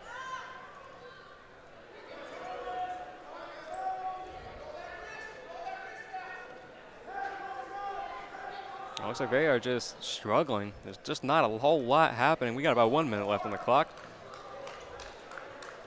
Looks like he may try to do a wing tilt here and put him on his back. A wing tilt is where he's going to have that same wing he's been using, where he's going to have that arm elevated back. But he's going to try to go under him and lock it up and turn him. But I don't know if he'll be able to get it here. He may stack Nathaniel. Nathaniel's fighting really hard. A lot of tensions on his shoulder right now. Oh, yes. Oh, and Cambridge is just really throwing him around, just left to right. About 35 seconds left on the clock. 0-6, still in favor of Cambridge, but Nathaniel is putting up a very good defensive. Nathaniel standing up. Hopefully he stays in bounds so he can get the escape. Hopefully he stays it. Tries that reversal there. Tries a reversal.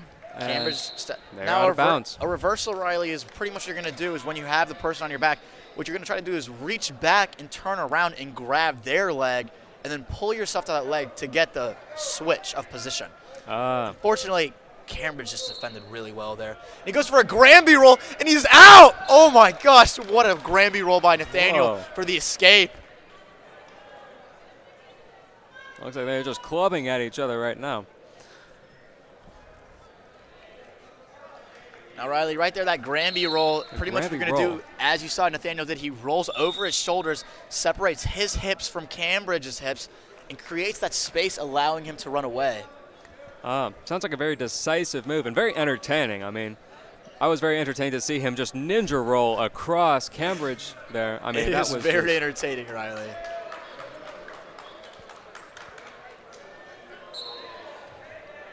Score is currently 1-7. We are in the second period.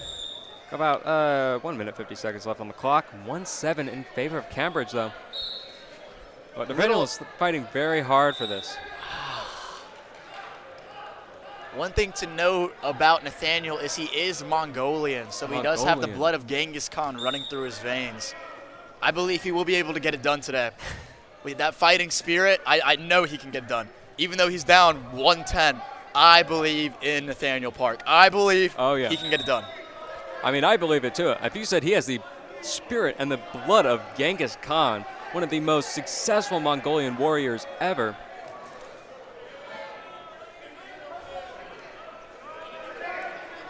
Actually, okay, she doesn't like it. I thought it was amazing. We are currently looking at Nathaniel on bottom here. Looks like Cambridge is going to do a cross face. He's going to take his wrist and drive it across Nathaniel's face. Maybe he can lock up a cradle here. Nathaniel defends well, though. Oh, yes, look at that. Score is currently 1-10. 1-10, 45 seconds left on the clock in the second quarter, or second period, rather. And he tried to go around. Cambridge was ready for it. The escape. He's down by so much, though. I don't know if he can pull this back. You can always hope, though. You can always hope.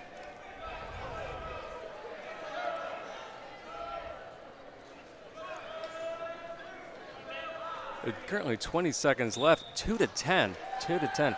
Nathaniel has been fighting very, very hard, but it looks like Cambridge is he's just going at it. He's just on the offensive, not letting Nathaniel get a response, and except for that one very entertaining ninja roll.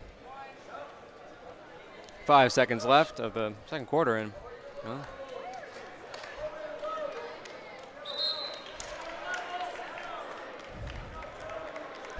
that's the match. Nathaniel unfortunately lost. Cambridge got the best of him this time. A really, really good wrestler, probably ranked very high. Oh, yeah. But it happens. At least he's taking home a second place medal, you know? I mean, yeah, still taking home that second place medal regardless of that loss. So we have another Waltoneer, another Walton Raider. Now, who's this? This is Mihai Nekula. Little brother to Emil Nekula, the previous state placer. I mean, he's great. Mihai's been wrestling since he was really, really young. Going against this North Paulding, and Mihai with the quick takedown off the rip. Takedown. Oh, look at that. Easy 3 points, 1 minute, 35 seconds left on the clock. 3-0. 3-0 in favor of Walton. Now, looking at this sheet. What are the numbers that are top of the scoreboard? Like the ones, one of them says 150, the other one says 280 something. What are those numbers? The one on the left is the weight class, and then the one on the right is like the bout number. Got it. Sounds like, because I was like, those can't be the two separate weights. Like, that wouldn't be. Yeah, I was like, it's by weight class. Okay.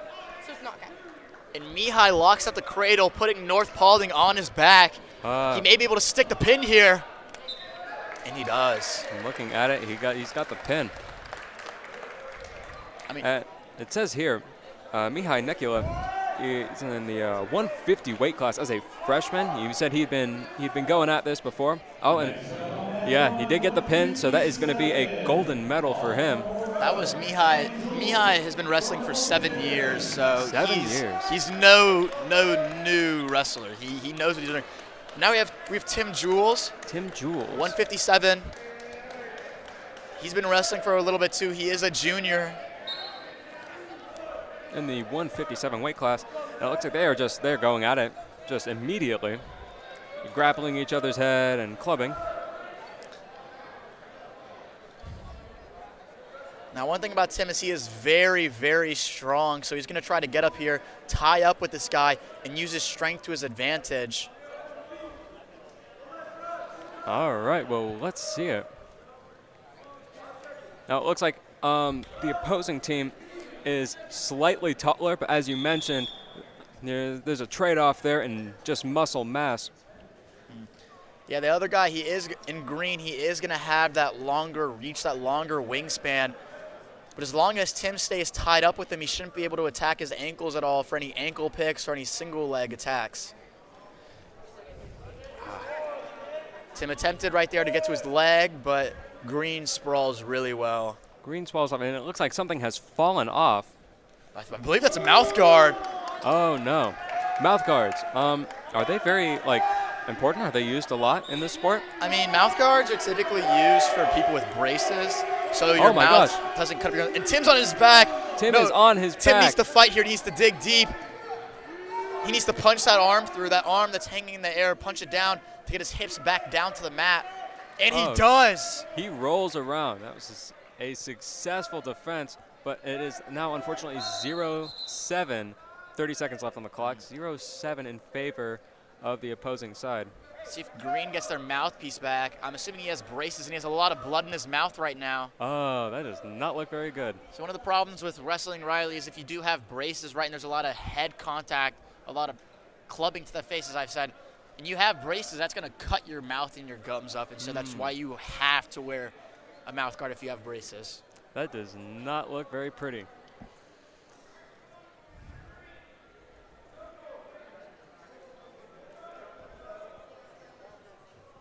Looks like our sports trainers are getting some little cotton swabs to put in his mouth, maybe stop that bleeding. And clean some of the, there's blood on the mat, it would appear.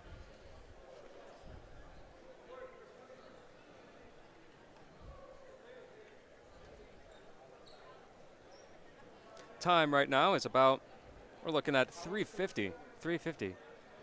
All of you watching probably at home probably already know that, but it's been a long day here. 3:50 right now, but we were here at 9 o'clock.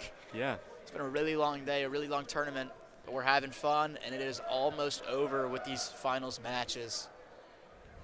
Now, in this case, where a mouth guard has fallen out and a contestant has sustained injuries to the mouth and gums, is there a possibility that the match ends right here, right now? I mean, that's why we have a thing called the blood clock, right? So when this happens, when they are bleeding, the managers or the people operating the clock will set a timer, right? And that timer, if it ends, and it is a 5-minute timer, right. if it ends, the match will be over and the other person will be declared a winner. But it looks like that bleeding has stopped, and they're going to get back to it. Tim Jules on bottom. Let's see if he can get the escape here, make this match a little closer. All right.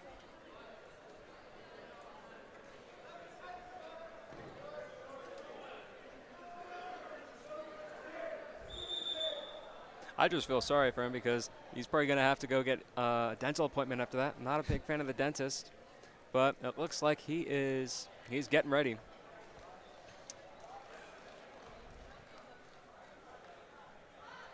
Looks like the sports trainers are still trying to clean up all that blood over there.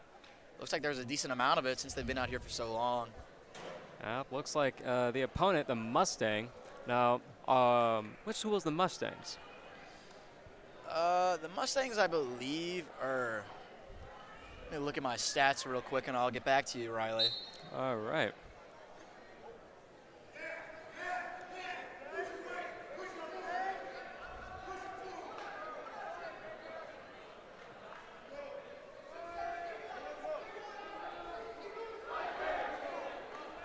Tim's going to try to get his wrists free. The Mustangs are grabbing onto his wrists. Tim turns in and does get the escape. But with only 5 seconds left, 1-7 currently in favor of Green. That is the end of period 1. Very dramatic, especially dramatic sustained injuries from green over here, but it looks like he's just pushing through it, and he's giving Tim a run for his money.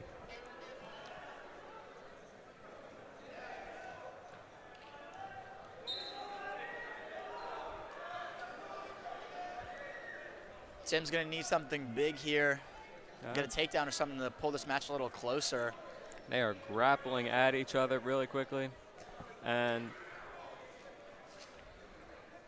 lots of clubbing, lots of hand fighting. These wrestlers, they're trying to establish a form of inside control, right?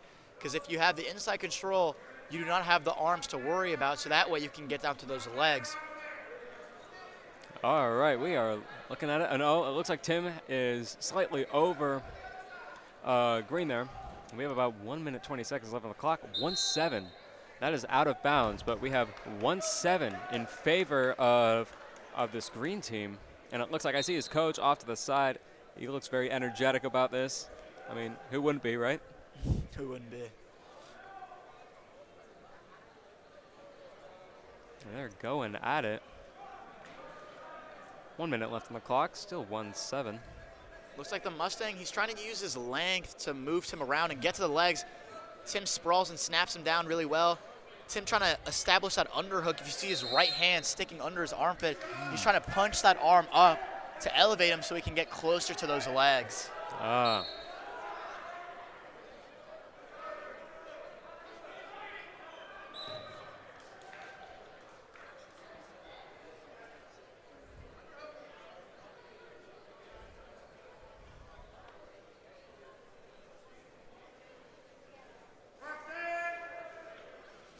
It looks like they are grappling at each other. 30 seconds left on the clock. 1-7. 1-7 with green winning. And Tim is he has just been getting a run for his money. Tim trying to establish some form of a fake to get him to jump. See if he can open up some more opportunities to get to those legs and get his takedowns going. Tim gets that underhook deep, and he gets the throw on his back. And Look at that. But oh, and the reversal on Tim, no. There's a reversal. Tim was so close there, but he got reversaled there in that unfortunate position. And unfortunately, that's just how it ends sometimes. Or will they proceed to a third period? We have one more period for Tim to get it done. He has to go big here. He's down by so much. Down by 13, wow. Let's see if Tim can bring this back. If he can, this will be the play of the decade. Tim's going to try to do an optional start here.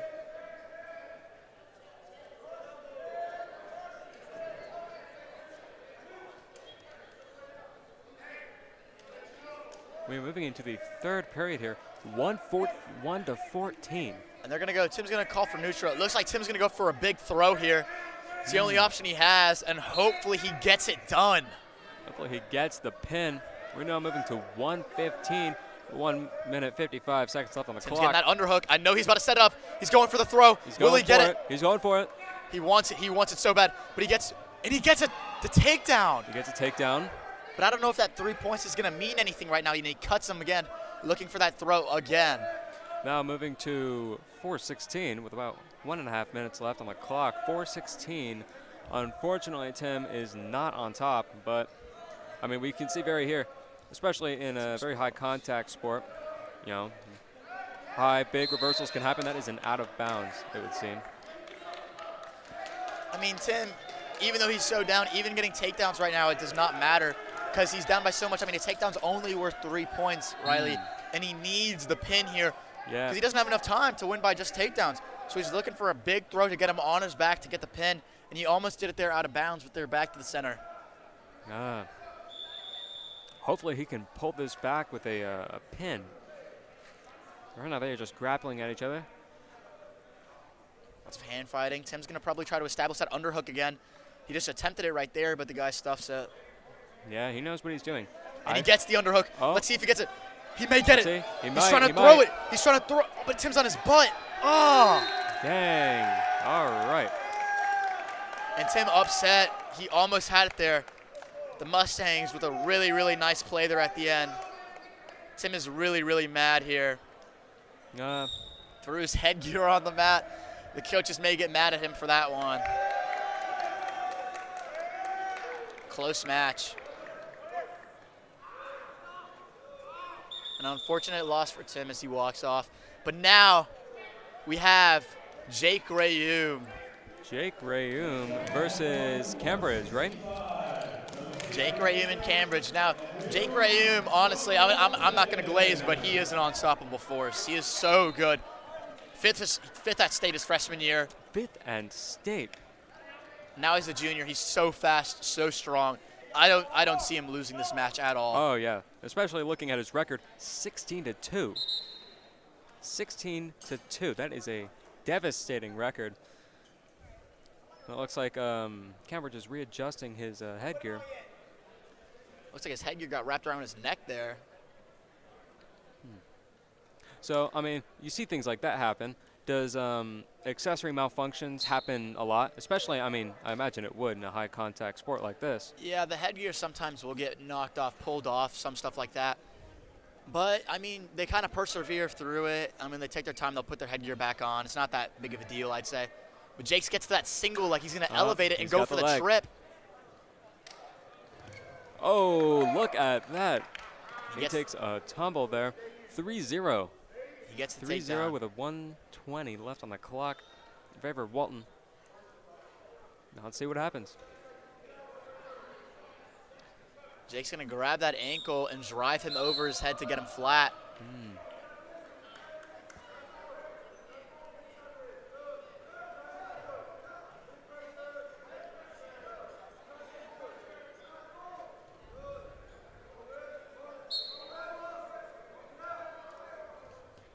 Jake with a really strong crossface there, trying to take his head to that shoulder so he can turn him.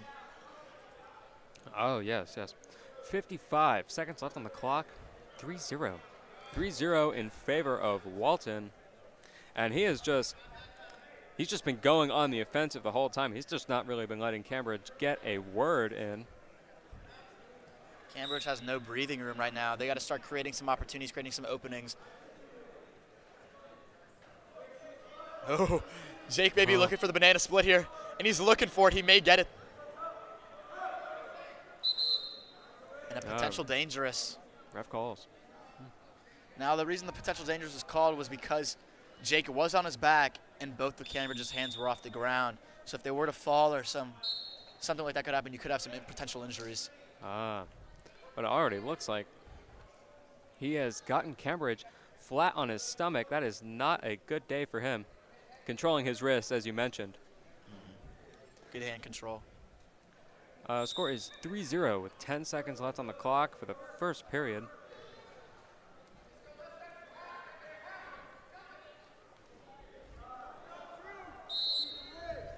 But he has been giving Cambridge a run for his money.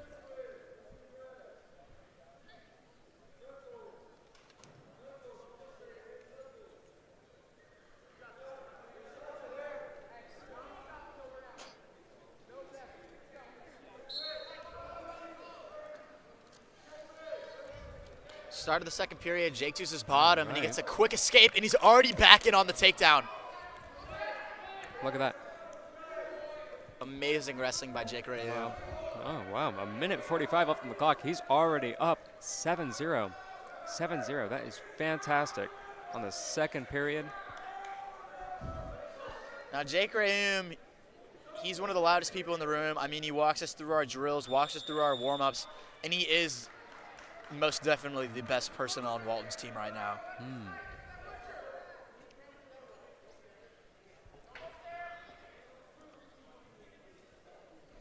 Well, it certainly would appear that way. I mean, he's just giving Cambridge no room to breathe. Now you can see Jake's trying to pull that leg to his head so he can lock up his hands and get that cradle, but Cambridge defends really well.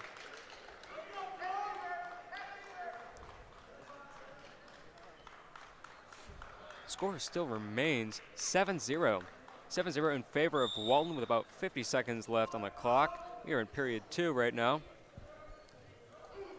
But just great efforts by both parties. The Walton Raider especially giving in lots of attacks, just not letting them breathe at all. But Cambridge has been defending it very well.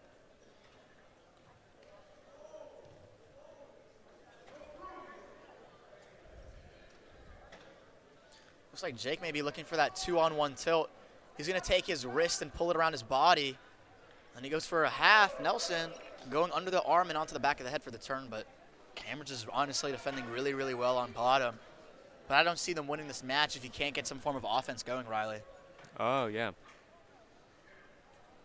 And we are reaching the end of period 2. 7-0 still remains. Jake has just been doing very well. You know, I'm starting to believe you when you said he was probably the best on Walton's team. I mean, he just has not been letting him even breathe. You know, he's just been running away with this, and they're already at it. Immediately off the whistle, trying to attack that ankle, going for that low single leg. But Cambridge sprawls wells. I'm seeing a lot of fake outs here. And then start grappling at each other. And the slide by for the back take in the takedown. We're now looking at a minute and a half left of period 3.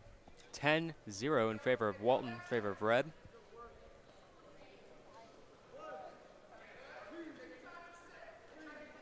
Looks like Jake did a reverse. He may get the pin here. He may get the stick. Oh. Cambridge rolls out of it, though, really well. Jake walking him backwards. It's 14-0 right now. Jake gets one more point. The match will be over with that tech fall. 1 minute left on the clock, though. Let's see if he can. There you go. 17-1. That's a tech fall, and our Walton Raider, Jake, will take the win. Fantastic. All right.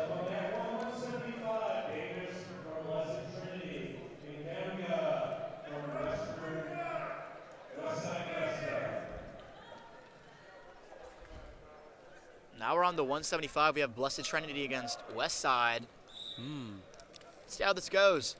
We're getting to the heavier weight classes now. They're a lot bigger. You're going to see a lot more throws, a lot louder noises when they hit the mat.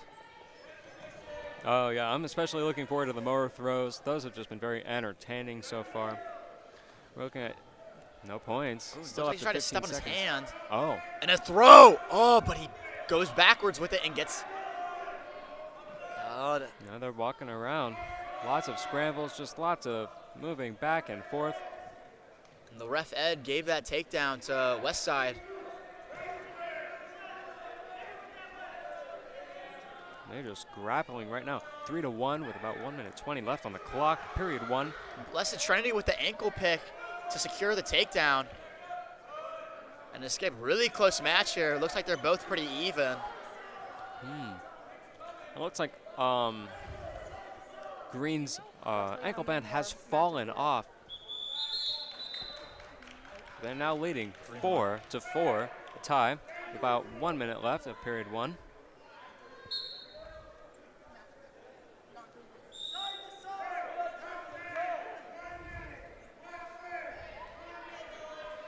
And they're just grappling around each other.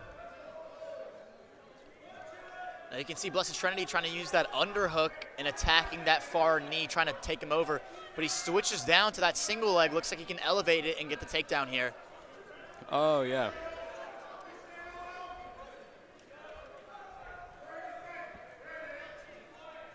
But Green has been going very aggressive on Westbridge right now. Just like Maria Carey's song, "All I Want for Christmas Is You." All this man wants for Christmas is to just completely pin the other guy to the mat. Say that again. We got Westside on bottom, and we got Blessed Trinity on top. See if he can wrap this up. All right. We're now looking at 4-7. 25 seconds left on the clock. 4-7 with Green in the lead. Now, what school is Green? Well, that is Blessed Trinity. Blessed Trinity, that's right. Oh, now we're looking at 5-7. Looks like we have Westbridge getting some points back. That's a trip there. Yeah, Blessed Trinity is really reaching for the legs. Beautiful trip, but no takedown awarded by Ed. And that is the end of period 1. 5-7. 5-7 in Blessed Trinity's favor.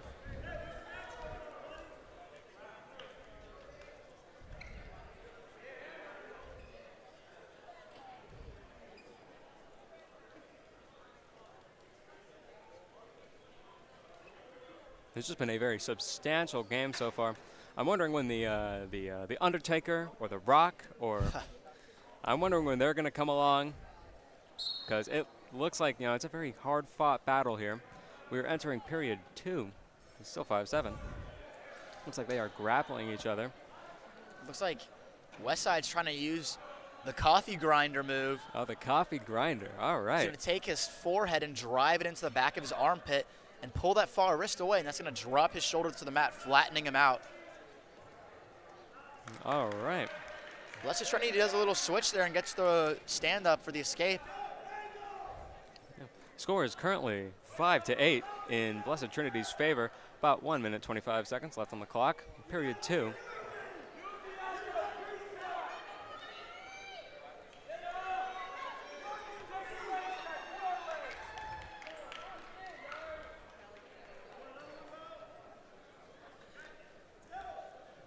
Looks like they have just been going at it. Score currently 5-11. 5-11, 1 minute left on the clock of period 2. Blessed Trinity going to use that far wrist and try to get the tilt, put him on his back. But Westside kicks out and gets back to his stomach.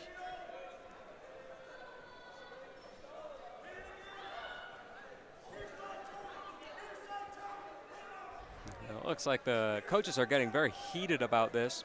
I mean, as you would expect, obviously. This is a very, very high energy sport. I would be very fired up too. 30 seconds left. We are still looking at 5-11. 5-11 in Blessed Trinity's favor. Westside's going to have to do something to come back here. They're going to have to go big or something, because a 6 deficit going into the third is really hard to recover from. Now it looks like Blessed Trinity was using the coffee grinder on Westside, the one who was originally using it. 5 seconds left. We are looking at the end of period 2 right now.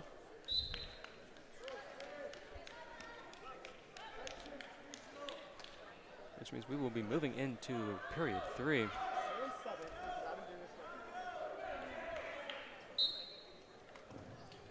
Westside knows he has short time here. He's trying to get a little more offensive, create some opportunities for him. Diving at the legs, see if he can get a double leg here, but Blessed Trinity sprawls super well, keeping his legs away from him.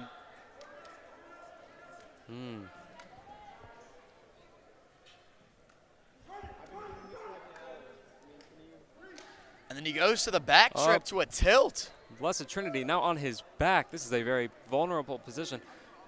Currently 1 minute 30 left on clock. 5-14. Oh, they seem to have flipped it around. It's looking really rough for Westside here.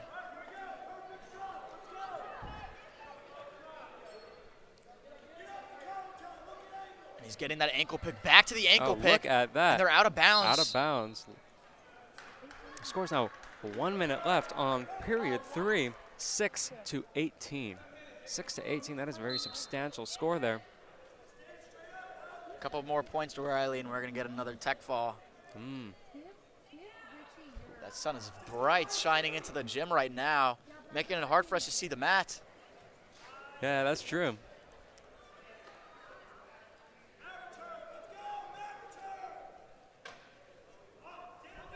It's like they just,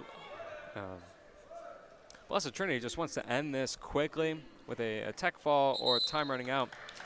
And that's it. 6:21, 37, or 6:24 rather. Wow. That is substantial. It looks like they are starting to roll up some of the mats here. So, I mean, I might not be the only one going to Dunkin' Donuts tonight.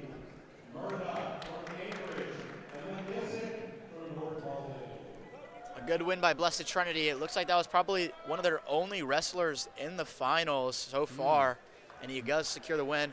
Now we got another Cambridge North Paulding matchup. Double white ceilings, or double white singlets, yeah. And we got Cambridge in green and North Paulding in red. All right. I'm definitely excited to see this. And it would appear these are a lot more of the heavyweight fights. So in heavyweight fights, I mean, we saw with the lighter weight fight, it's a very fast-paced kind of, throw him over there kind of thing. But that's not necessarily true for heavyweights. How does that usually go out? I mean, at the heavyweight level, it's going to feel a little bit slower, but yes, there is still going to be some form of speed, as you can see. But there is going to be a lot more blocky movements right now. Very high. Oh, look at that. Very high. Is he going to take him down? Ed runs up to him. Oh, my goodness. Ed ran up to him and told him not to drop him, and he puts him down on his back for an easy pin. North Paulding absolutely destroying Cambridge there. The only thing that was missing was a folding table to crash him through. But in all other aspects, that was very, very entertaining. I'd watch that again. Elevated him up high, high, high, and takes him down to the mat. I did it correctly.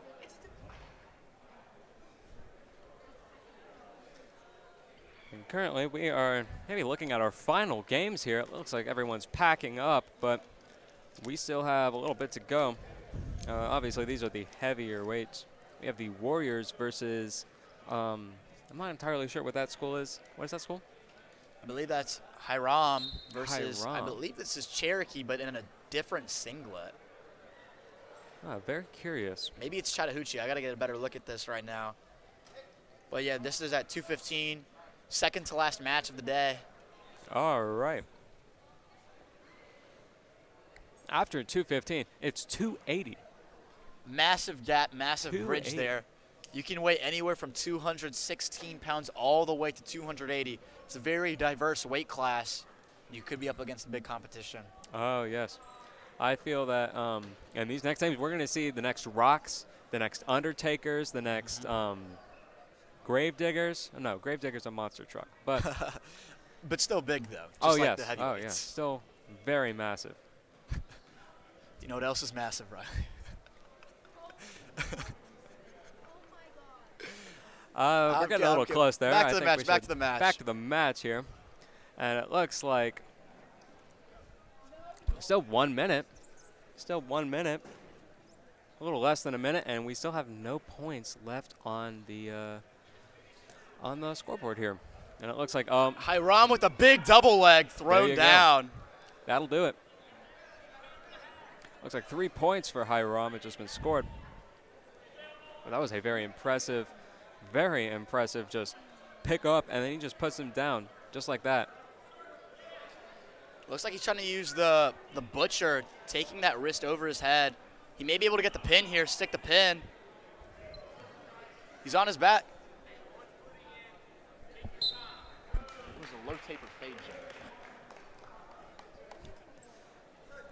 Anyway, here looks like unfortunately I think we have missed something because Well, you got the pin That's the there. end. Quick little match. I mean, the 215s, when you're on your back, it's really, really hard to get off of it. So the matches do tend to go a little quicker right now. Now we have we are at the heavyweight weight class. Two very, very big boys. Oh, yes. Very big. Look at that. He looks like Arnold Schwarzenegger or Santa Claus, perhaps. We just have you said 280. 280. That is a very, very big weight range. Weight range. We are looking here, and they're grappling each other. But it would seem higher weights moves are a lot more decisive because a move means a lot more as a higher weight. You know, there's a lot more mass going around. They're hand fighting right now. Hey, we're keeping it clean, right? Yeah. I was doing a different joke, but it came off wrong. Looks like they are grappling with each other. No bad words rolling around or nothing like that. We have about 1 minute 20 left on the clock, 0-0. But